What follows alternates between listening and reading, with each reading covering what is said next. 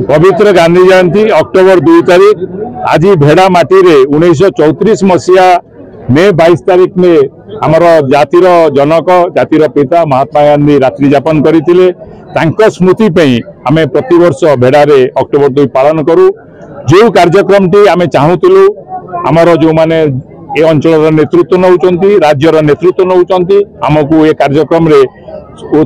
स्वीकृति दिंतु भेड़ा को गांधी कॉरिडोर संगे जोड़ू गांधी स्मृति स्मारक ये व्यवस्था एटी हो मु आज धन्यवाद दौर हृदय आम युव विधायक को से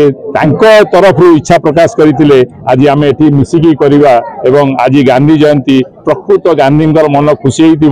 जे आम समस्ते भारत में चाहूँ जे गांधी से पवित्र वार्ता गाँ गंडारे प्रत्येक व्यक्ति भितर पहुँचू गाँ हसिले देश हसिब गाँवासी आम समस्ते अमूल्य से प्रकार एक परिवेश सृष्टि होती युव विधायक